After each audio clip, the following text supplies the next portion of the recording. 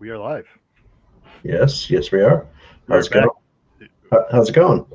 Pretty good. We are back after a few week hiatus. We've kind of Yes. it seems We've to be our thing. We put out videos and then go silent for a while. we've in our defense, we've been a little busy. Yeah, So we have been. yeah, been doing some fishing trips and camping trips, stuff like that. So Yeah, and we got another little thing coming up this weekend that was delayed. yeah, it's delayed. What about 3 weeks? 2 weeks? 3 weeks? Yeah, it was middle of March or not middle of March, Middle, middle of yeah, May. middle of May. Yep. We were planning on it. So yeah, 3 weeks. Yeah, but I think it'll work out for the better because weather's going to be better for this weekend for us, and water temps should be better. Cool. I think it'll be fruitful. Yeah, we booked a hotel, so we are officially going. We will be in Erie on Saturday. Good, very good. Um, did you also notice in the the Bass schedule that there's I believe a Bass Nation down here No, a little bit later this month, the 23rd, 4th, and 5th, I think, in Erie. really? It's I want to say Bass Nation TNT something or other. Where is it? Let's see events. Yeah, the 23rd through the 25th of June. Really The TNT Fireworks Bass Nation Northeast Regional, Lake Erie, Presque Isle Bay. nice. So I actually want to look into it a little bit further to see if it's possible, like to go in as a non-boater. Oh yeah, But I think that would be fun because even you could pretty much put me anywhere in the bay and I should catch fish. Should. I'm sure that tournament you can travel out to the lake and all of that. It's just out of Presque Isle, right? Yeah.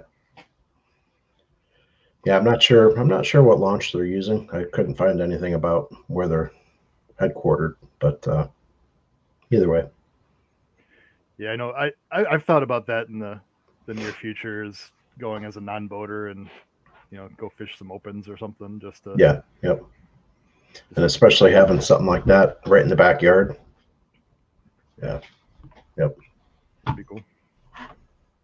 But either way, I'll probably be out fishing those days. I mean, those days are Wednesday, Thursday, Friday, so that's right in my wheelhouse for when I like to be out on the water. Yeah. Yeah.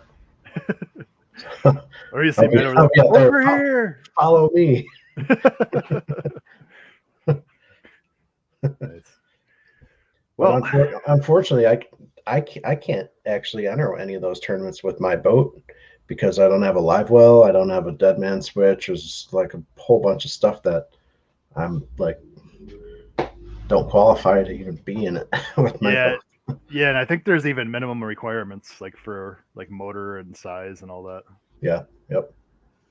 Yeah. So it happens. Maybe next year. Anyway, right. Today's show is on the Bassmaster Classic next week at Lake Ray Roberts. Yes, and there's not really a whole lot of information on Ray Roberts. Not a whole lot, but it should fish similar to a lot of the other Texas lakes. Yeah. So I did zero research on Lake Ray Roberts. I did about like 1.5%.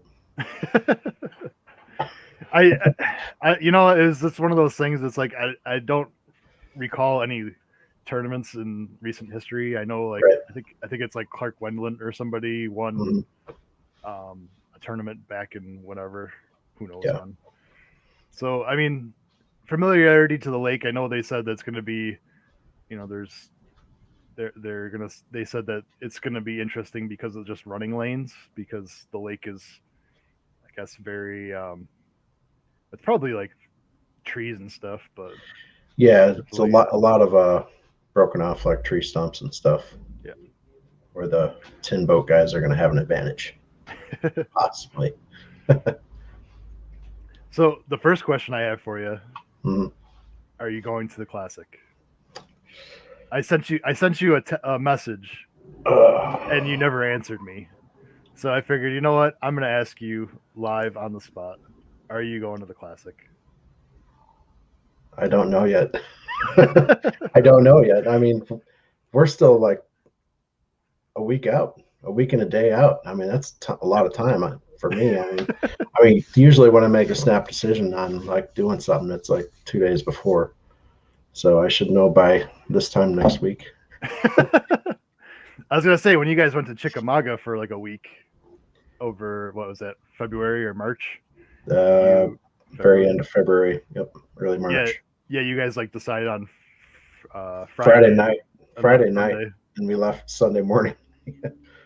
Well, we were there on Saturday. Right. Yeah. Exactly. Yeah, I'm not sure. I mean, I'm leaning toward probably not. I mean, just with as much as we've been out of town these last 2 weeks, it takes a toll on you. So, and plus, I'd be missing good fishing up here. Yeah. So I gotta eat this up while I can. Yep. Yeah, and then I believe you're gonna be headed up this way the next week, right? Yeah, is that the weekend of Father's Day weekend? We have your Ghost Rods little open house at your place, so we'll be up for that. We'll be up Saturday for that day, and then Sunday for Father's Day. And I'm sure we'll probably, weather permitting, we'll try and get a little bit of fishing in here and there. Yeah, we'll figure something out. Yeah, maybe even Friday. I don't know. Depends on your guys' schedule. I know you. Yeah. All right. Well, let's get into our wonderful picks. Yeah. That's what we're here for. Let's start off with weight. Let's just cut to the chase. 3-day tournament. 3-day tournament. Let's just get that out in the open. The Bassmaster Classic is 3 days. Yes. And that's very important because Ann threw out her weight for me earlier, and it was like 82.3 or something. And I'm like, whoa, back up. I'm like, it's 3 days, not 4. She's like, oh, well, that makes a big difference. So I'm like, hit somewhere in that 45 to 60 range, you should be okay. And yeah, I went with 58 pounds, 9 ounces. All right. I went with 57 pounds, 5 ounces. Ooh. Okay. Kind of like what we talk, like not doing a whole lot of research and whatnot. It's kind of tough. It's been tough most of the year to come up with weights that are pretty close, but I think for the most part, we've done pretty well. Yeah. So I think it'll be right around that 55 to 60-ish, somewhere in there. Yeah, that's what I was thinking. I've watched a few things like the Serious Angler podcast, and I know they were talking about where there is a chance for big fish in the lake, but then you'll get a lot of smaller fish. Right. So you may have like a 7-pounder, but then anchor it with a bunch of 2-pounders. Bunch of twos, sure. And then you might have that guy that cracks 25 one day and then holds on. Like 12s and 14s the other 2 or something. Yeah. Yeah. Yeah, because I mean, if you get on a nice school of bass, and say you hammer them and you get 3 or 4 out of that school, and then the next day you can't find them. Yep, that's exactly what it'll be. All right, so 58.9 for me, 57.5 for you. Who do you got going for your A group? Well, when I pick this guy, you usually call me, him my buddy, my man crush, Mr. Palaniuk. Mr. Brandon Palaniuk. That's who you're taking? Yep. He just recently he said that the only things he hasn't done in Bassmaster was win an Open and win a Classic. He's done everything else. I mean, he's won the Bass Nation. He's won the Opens, now that he's won the Open, he's won Angler of the Year. Mm-hmm. He won the Open just a few weeks ago. Right. So he just has to win the Classic, and I think he's a pretty safe pick. I think so. I'm not going to say anything against it. I mean, just scrolling through all the names in this bucket, this group. I mean, you're like throwing a dart against the side of a barn. I mean, you can't miss unless you're dead. Originally, I went with Seth Fighter. I've been riding that train for a long time, and why wouldn't you? I mean, the guy is super consistent. But just about an hour and a half ago, I actually switched it up, and I may switch it back, but at the moment, I'm going to go with the only guy in this group with 0 points, and that is Cody Bird.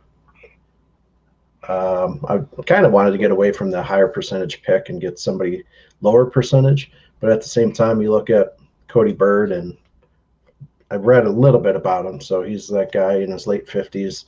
He is from Texas. He does have a lot of experience down there, and from what I've read, a lot of these lakes are going to fish similar, like a Sam Rayburn type stuff like that. So or Conroe. Yeah. So I'm going to take the long shot for right now. Yeah, I mean, you see him in that group and you say, "What the hell?" Because like the guy, he doesn't fish the Elite Series. He's there because he won an Open. Right. So I look at it and I say, there's got to be a reason he's in Group A, and the reason is because that's kind of his home lake.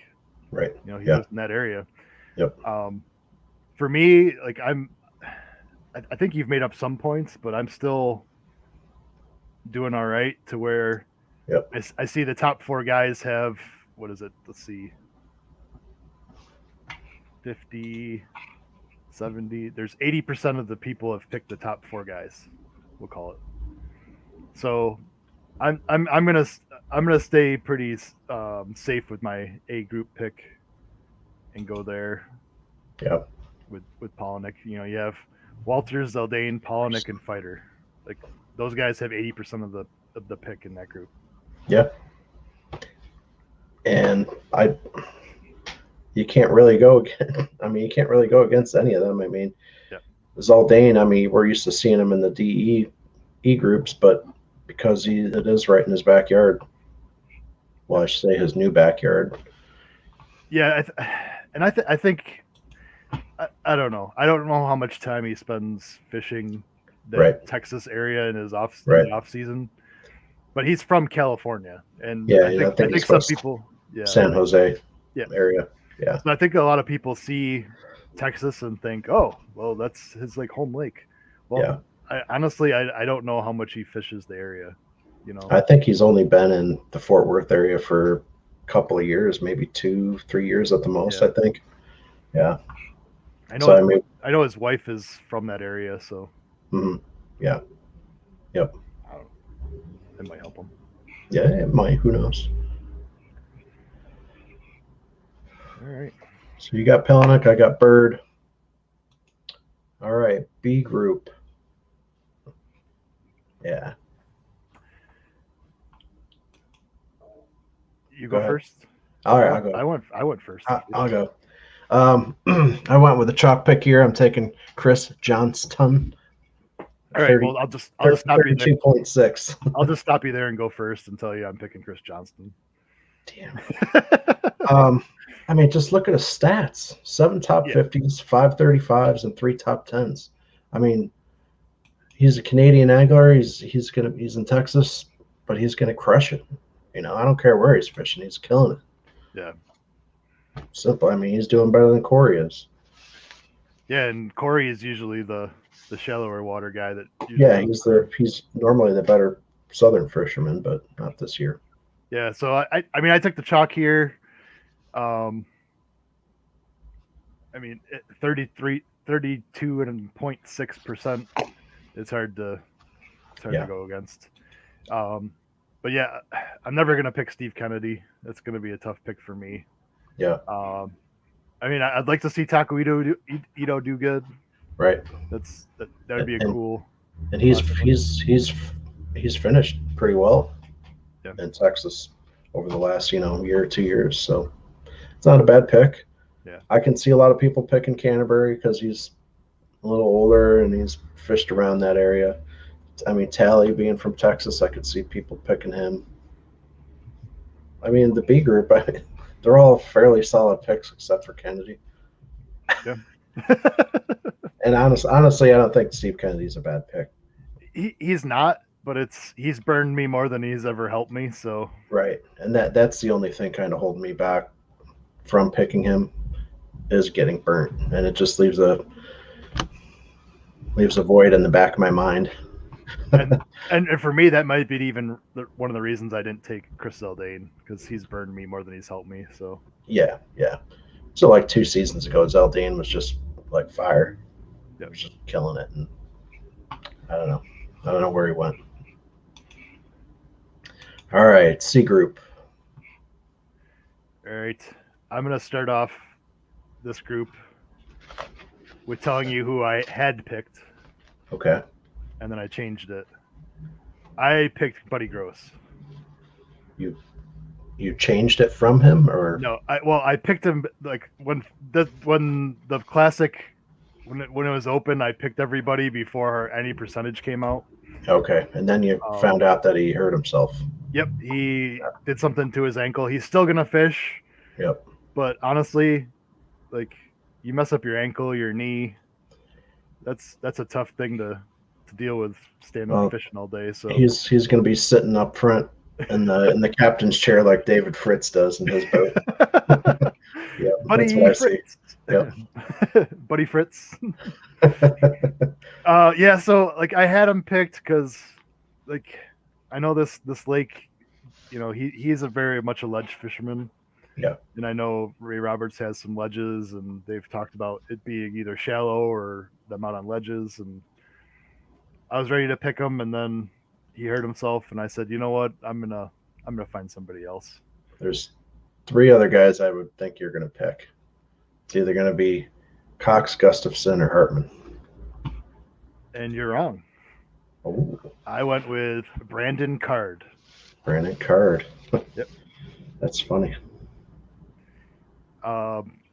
Just looking, I looked at some of his numbers, and he's done pretty well in classics. So what I said, I think he's a little due. Not that he's been doing bad, but he's got 4 top 50s. He's been in the top 10 twice, and 3 top 35s. So, and I think it could set up fairly well for him because it seems like he does a little bit better finding fish a little bit more offshore than the shallow areas. So, yep. That being said, I took Brandon Card.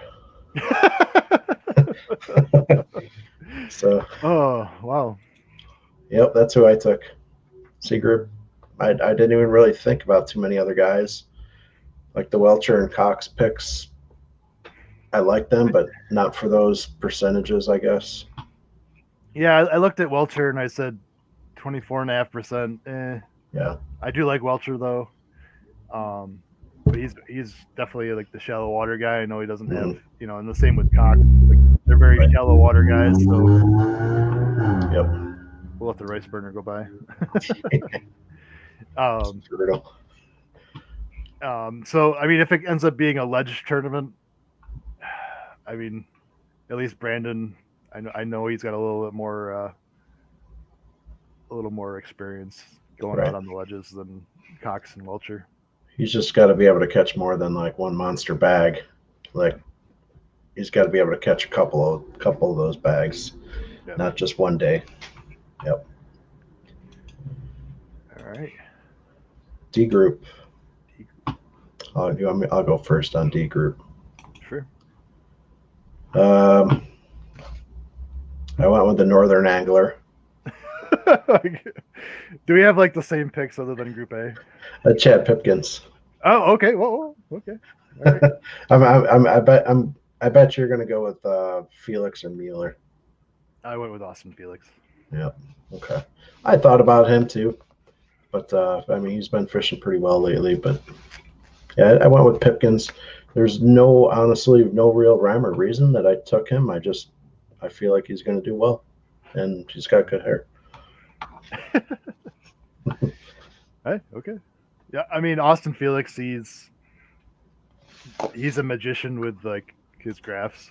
Yeah. And so if it turns into ledge fishing, kind of like Walters is. Yep. Yeah. Yep. and he spends a lot of time on his electronics, and I mean, he can go shallow if need be.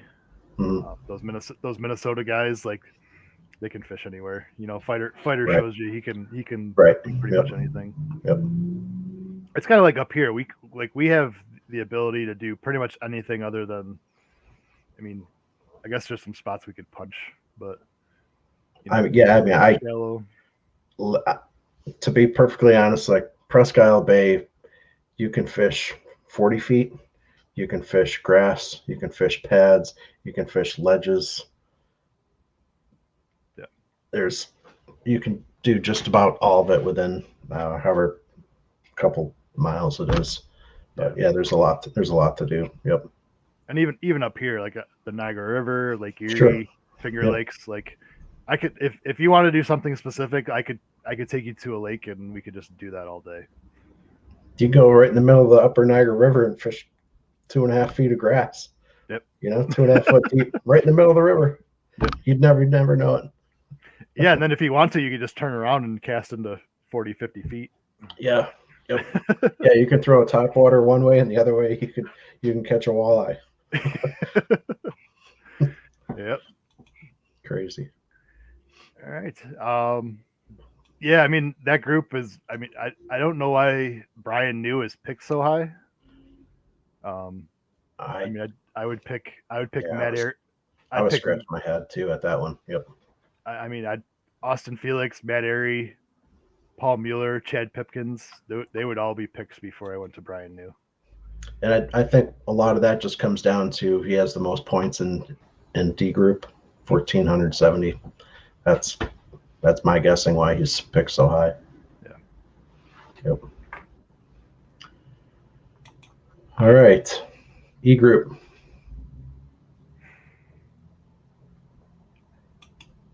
All right. I really didn't like this group. I don't either. But I saw one guy and I said, "What the hell?" I went with Keith Carson. All right. He's buddies with John Cox. I think he might even still fish out of one of John Cox's boats. He does run a Crestliner. Yep. Yep, which is what Cox runs. Yep. Which I think it is John Cox's boat. Yeah, probably. Yep. Yeah. But now John said about him that he was probably like the best bass fisherman that he's ever seen. I guess just with his techniques and stuff, he's just kind of mastered a few techniques anyway. He also already has a win in Texas this year on the National Professional Fishing League. Oh. The NPFL. Okay. He won, I forget what lake it is, but he won down there. I think flipping, but okay. You know. Yeah. So that was my pick. And I mean, other than that, there's really not too many guys there that really shine for me. So I said, what the hell? Yeah, you're absolutely right. Like originally I was looking at Ed Lochran and possibly Masayuki Matsushita, correct. But I ended up going with the chalk. I went with Shane LaHue. And as I clicked on his name and I'm like, oh, let's just look at some of his stats. And I'm like, oh, 28 tournaments. He's been in the money 28 times out of 28 tournaments. I'm like, so you never really hear his name thrown around too much, but you can get a paycheck 100% of the time. You're doing all right. Nice. So for E group, that's where I'm going. Nice. Yep. All right. I already know you don't have Kim's picks yet. You know what? I think I saw her open it on her phone yesterday. Yeah. And I didn't say anything because I wasn't going to jinx it, but no, I do not have her picks. Okay. All right. For Group A for Ann's picks here, Seth Feider, go figure. B group, Taco Ito. C group, Jeff Gussie. D, Paul Mueller. And E, Keith Carson. With 59 pounds 8. All right. And we need to put together our Stout Sportsman picks. Yep. I'm in the process of pulling that up. So we got 9 and 11, so 20 ounces difference. So 10.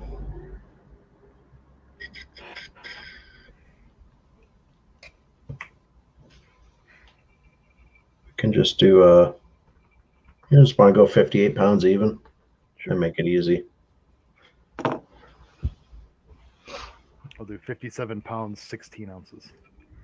There, well, yeah, that'll work. It rounds up. Rounds even. Right. All right. So, you know who I really want to take right here okay. for the Yeah, for A group, sure. and only because was it Jordan Lee did it a couple of years ago, back to backs. You want to go? Cherry? You want to go with Hank Cherry? You know what? He's been fishing well.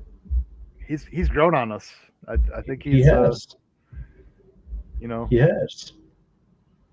we've had him kind of blacklisted, but I think he's I don't know. I think he's turned it around, and I don't know. I don't know if he just wasn't comfortable the first few years or whatever, but he seems to be.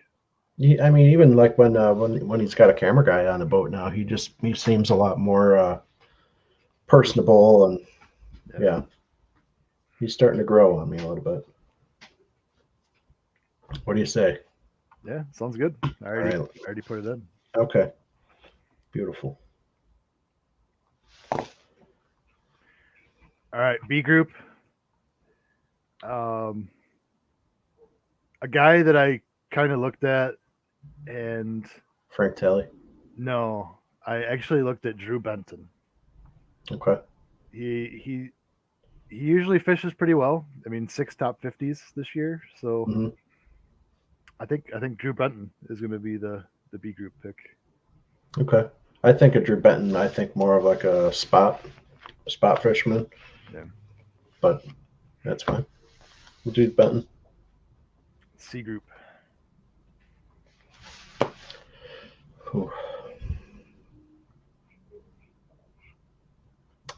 I like Palmer. And I want to say that I've heard that Luke Palmer is like one of the. He's another kind of like Shane LaHue. Like he's just sneaky consistent. Yeah, like he's he's breaking necks, cashing checks, and right. But nobody ever hears about it. Right. So we'll go Luke Palmer. All right. Group D. Palmer, just real quick. He's 36 tournaments, 33 in the money. Yeah. 18 top 30s, 11 top 20s, 6 top 10s, and 1 third place. So he'll be all right. All right. So this idea I have for Group D. He's from Kentucky, and he fishes a lot of ledge fishing. I want to go with Matt Robertson. Done. I want to see him win a classic with a ugly stick. Oh, that would be clutch. That would be awesome. Oh, that would be good. I mean, it's especially for newcomers getting into fishing just in general. I mean, just go to Walmart, buy an ugly stick, and you can't go wrong.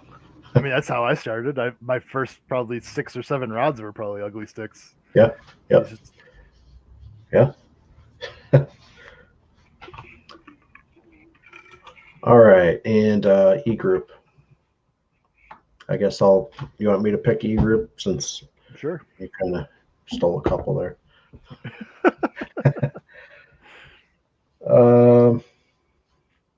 You know what? Let's go with my man Matsushita or Matsushita.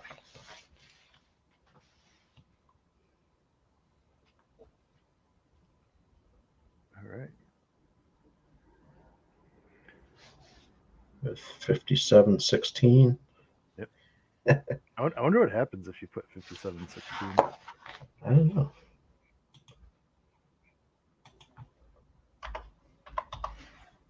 Yeah, It holds it too. Wow, that's impressive. That's strange. Oh, we're leaving it. This would be like a winning lineup, and then they'd be like, and he picked 57-16, so everybody'd be like, what a doofus. What an idiot. It's 58. I mean, I guess it's like 12 inches or a foot, it's one and the same. Yep. 1 foot 12 inches. Do you real quick want to talk about our Cayuga adventure? The first thing I want to do is go to Drain the Lake. Okay. We'll get back to that in a second.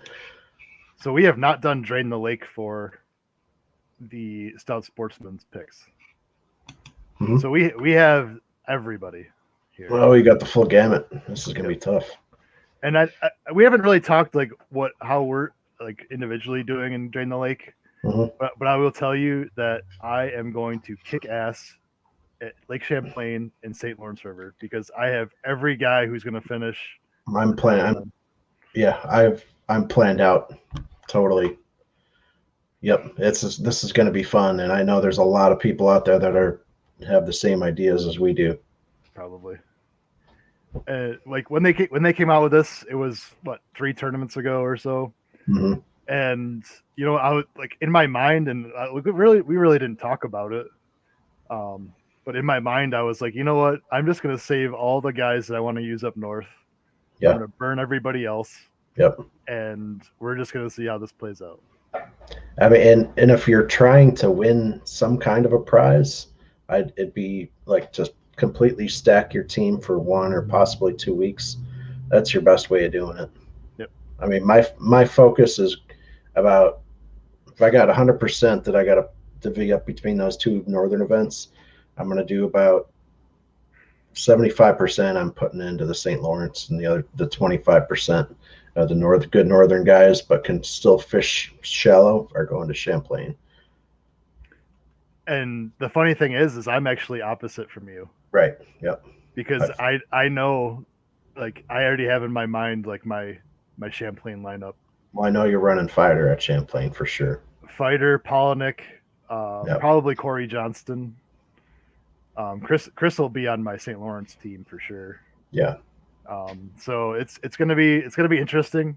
You're gonna have to have a freaking amazing roster to win one of those 2 tournaments. You're gonna need probably 7 guys in the top 10.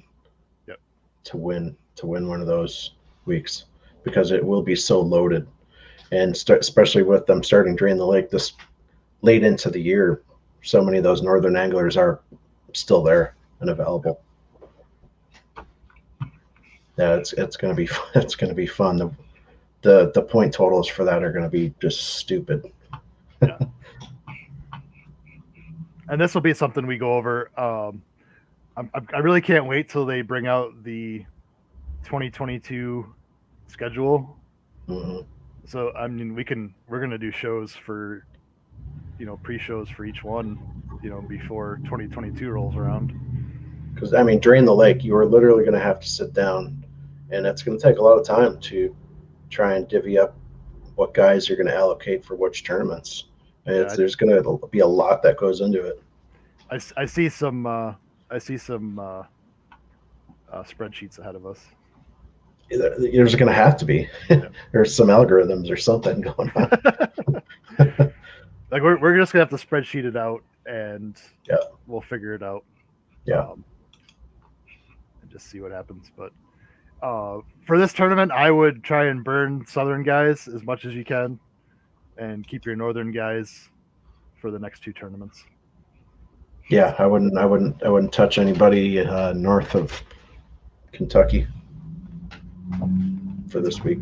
That's just me. But yeah, fairly safe. Yep. I do have one wild card that I don't know if people are even thinking about for Champlain, and I'm not going to say it, at least not on the air. Cody Krieger. Nope. Because he did well with his top water last year. Yeah, I still have him for Champlain. We'll see if I use him. But there's a guy that is now in Bassmasters that does pretty well on Champlain. Okay. That's all I'm going to say about that. All right. All right. So our Cayuga trip. Well, your Cayuga trip. Yeah, My Cayuga day.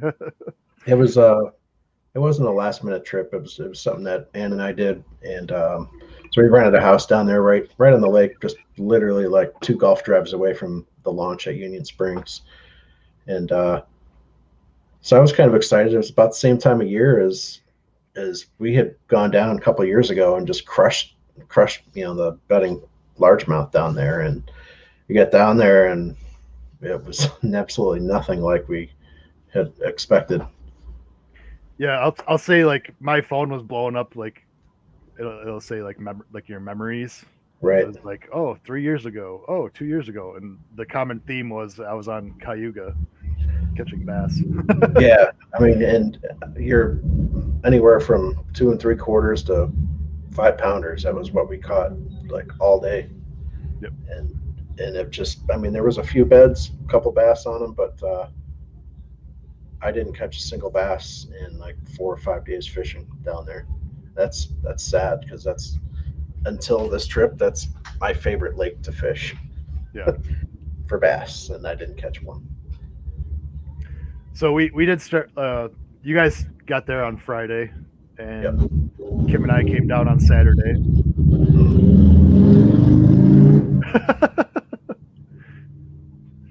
Get out of here. Yeah.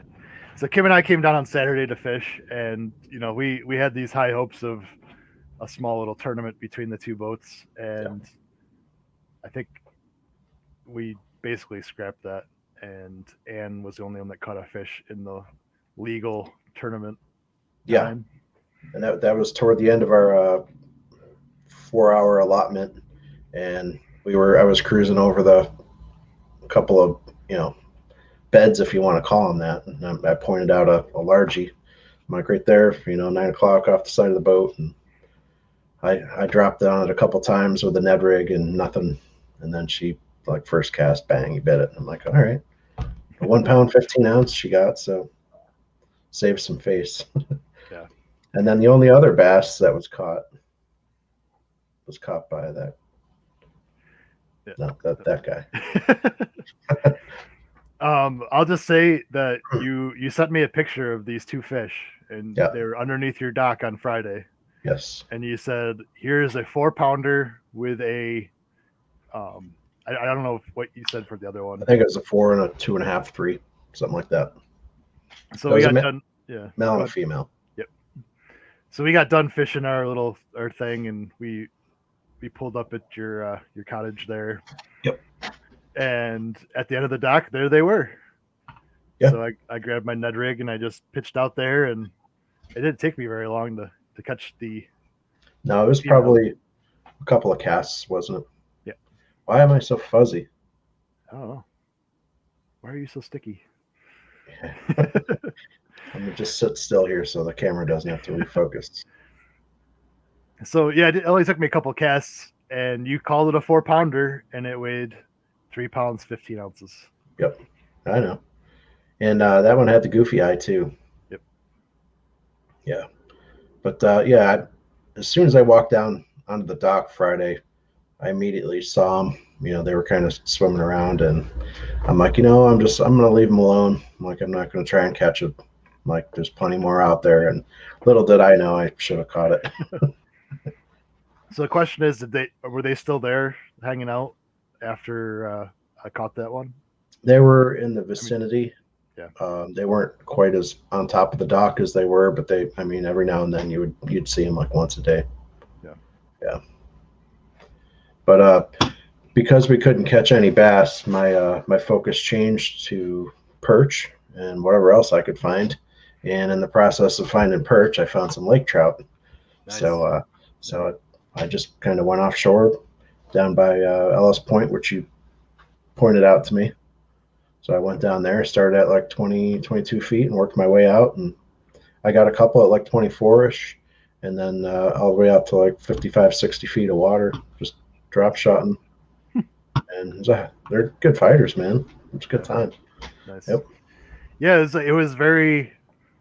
So that storm rolled in on Saturday, and Kim and I decided, you know what, we're just gonna run down the lake and see if we can kind of beat it, and we didn't. You Like, didn't. it still came down and caught It us. was it maybe like 5 miles down to Ellis Point? Yeah, it wasn't that far. Yeah, it's not a far run, but It was one of those things where like we were just going down, and I looked at the graph and I saw, all your black lines converging. Yep. Yep. Yeah, like all you saw was, and I have my Humminbird set up so that there's like the color coding. Mm-hmm. So all you saw was like red for like real shallow, then black, and then blue. Yeah. So it went like from real shallow, and then just a drop off, and then out to deep. Yeah. So I said, you know what, let's just try right here. Yeah. And we got on some perch. We caught some nice ones, and then the storm rolled in, and we were like, you know what, we're pretty much done. Yeah. Yep. Yeah. When we went out Sunday, so the day after you guys left, we went back out roughly that same spot, and it was windy. I think there was, I want to say, 4 of us in the boat, and there was like 3s and 4s out there just nonstop, and we were catching fish. So I'm like, we're staying. But that was a good time. I'm just going to share this picture that you sent me. Oh crap! Of course, I changed it. The Helix picture. Yeah. Okay, it's ridiculous. 55 feet of water, just covered in fish ID. But that was all just big old bait fish packed, just huge ovals of bait fish down there that they're just all cruising through. Nice. Yep. So this weekend we're going to try and fish a tournament again, I think. Yeah. On my home turf. Presque Isle, Yep. Pennsylvania. And I have not been fishing here since it was 2 weeks ago yesterday, because we've been out of town. So I'm sure things have changed. Probably not too much, because I'm pretty sure the bite's still going to be very similar. Yep. But Ann and I are going out tomorrow morning, just to hone us in a little bit, just to give you some tips and stuff once you get down there. But it's when the smallmouth when they're biting, you don't even need a graph. You just follow the boats. Like where the boats are, that's where they're catching them. It's pretty easy. Yep. Cool. Yeah, it'll be a fun time. And I fully expect, between fishing Saturday and or Sunday morning, it wouldn't surprise me if both of us pull in 5+ pounders. Sweet. Should be a good time. Yeah, I'm looking forward to it. Mm-hmm. I'd actually like to get a 6 or a 7, but a little tougher to find. Yeah, at this point, they're probably. I mean, yeah, they're tougher to find, and going into the winter, you might be able to find some big ones. Yeah. Yep.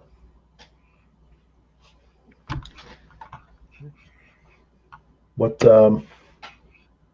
I'm thinking, I actually, when we come up for the Ghost Rods event, I'm thinking of either we can try Lake Alice, or we can just do Lower River, something like that. Yeah, that would work. I don't think I have Gabe, so we could even do like a Friday afternoon. Yeah. Something or other. Kind of like what we did last year when we came down. We came down like Friday evening or whatever. Yeah. Get out there by like 5 o'clock or something. Yeah. All right. So yeah, we can do something like that. I don't know how Lake Alice is. Yeah. I was there way too early, and I don't know. That's a tough one. Yeah. So the river isn't as rivery as it was last year. Mm-hmm.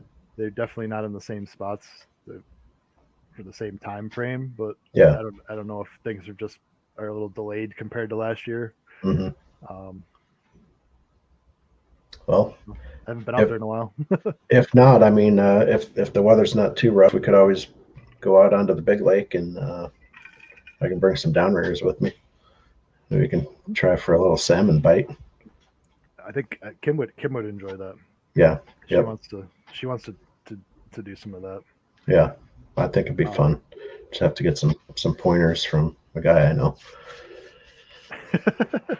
Yeah. And I'm actually, if we do go out, I'm sure he's going to want to go out too, which would be fitting anyways for Father's Day. Yeah. Yeah. Yep. Be a good fun Sunday. but for me to comfortably go out there, I want to be like 2 footers or less.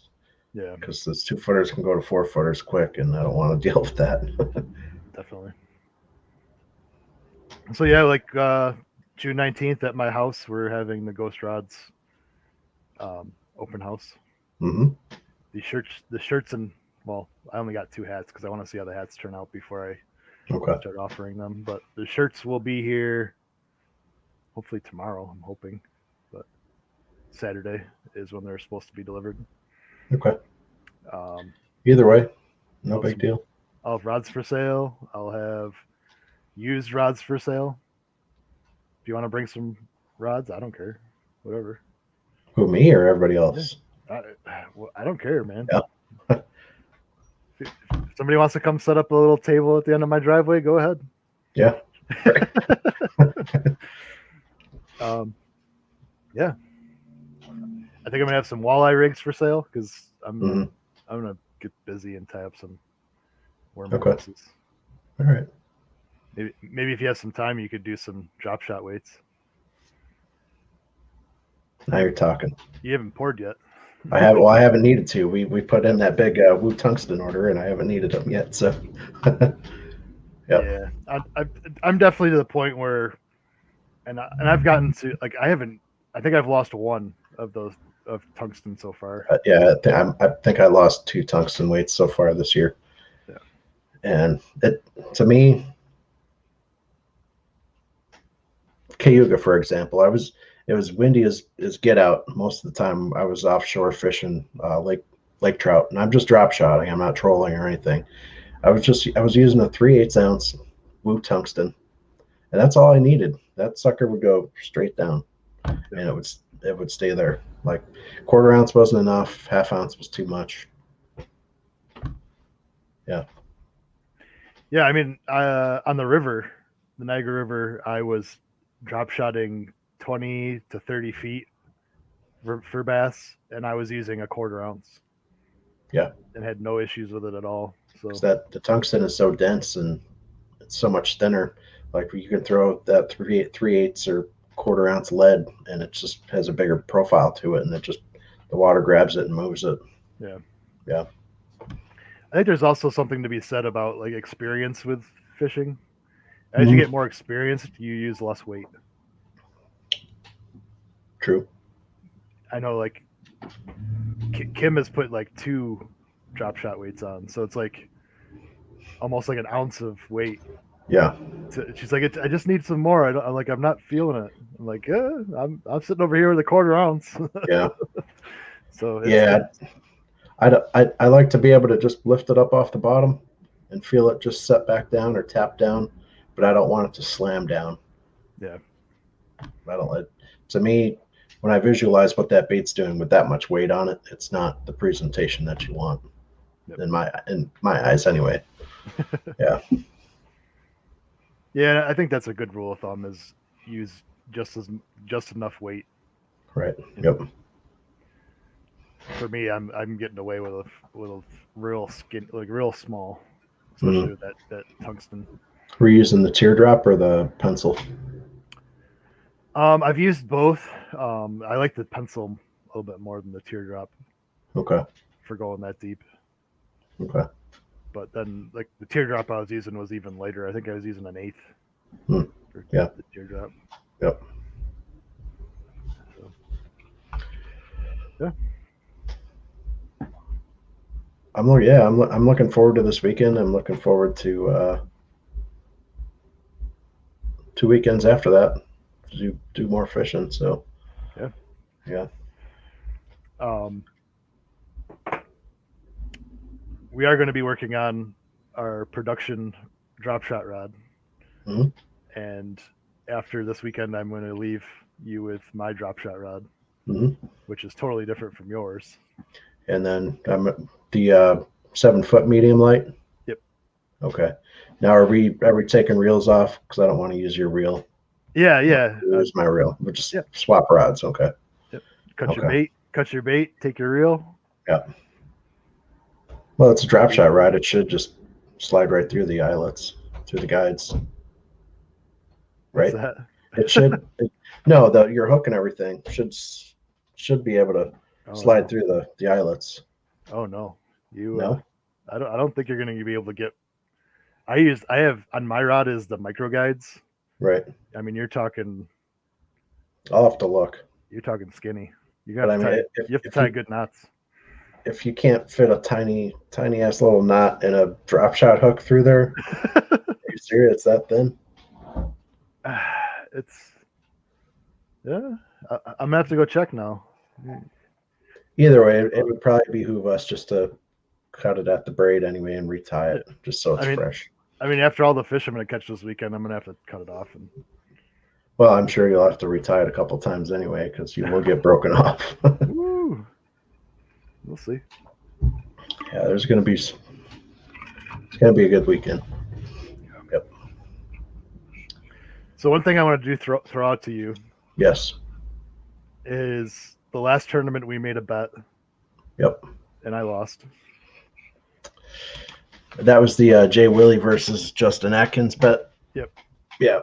And I thought I was sitting pretty on that Friday because Jay Willie did not update his bass track all day. Bass track at all the entire day, and I said, you know what, man, if you haven't updated your bass track, man, you must be you're either sandbagging or you just don't have anything. Right. And he was bagging. Yep, he was bagging. So I lost. So to you, I want to, and I don't know what day we're gonna do, what day we could do this. Maybe either next Wednesday or Thursday before the Classic. Yep. We can do a bet show. All right. And each of us will. I'm not sure how we'll do it, but each of us can throw out 2 or 3 bets to the other guy, and we'll do the Classic bet show. Okay. I don't know how it's going to work, but so guys, obviously guys from the same bucket, same group. We could do that. We could do that. We could do like something for as far as weight. I mean, we could even get Super Bowl with it and be like, how long will the weigh in on Sunday take? Because you're talking about like Vegas type bets. Oh yeah, because the weigh-ins last year took like 3 or 4 hours. It was stupid. Like literally, like I shaved that morning, and like by the time the weigh-in was over, I was like I look like this. and Hank Cherry won, so it was just like we waited for this. Right. Yep. That was brutal. Yeah. Yeah, we'll have to come up with something fun. Yeah, like either like Wednesday or Thursday, we can do like a just, we'll see how it plays out. Yeah. Yep. Have fun with it. Yeah. All right. So for this weekend for our fishing, it looks good. 81 degrees for a high. Saturday, Sunday, it's going to be warm out there. Lows of upper 60s, and Saturday it'll be looking a little windy. 17 mile per hour, west southwest, and 11 miles on Sunday. All right. So Saturday, 17 mile an hour wind on the bay. It's going to be a little choppy. I'm not going to say that, but there are areas that you can fish where you can stay out of most of that. But getting to them, you're going to eat some water, but you'll be all right. Sounds good. Yep. And depending on the weather and the wind, I think it's going to kind of dictate where we end up launching from. I mean, for you guys, where you guys are staying, I think if we launch over at East Ave, I think that'll be ideal. It's a lot closer for you guys, and it's not out of the way for me at all either. So, Yeah.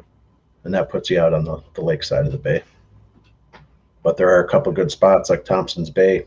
Literally, you launch, you go straight across toward Canada, and just past the channel to straight into the left is Thompson's Bay. There's a lot of nice flats in there, a lot of spawners. Little mappy map. Yep.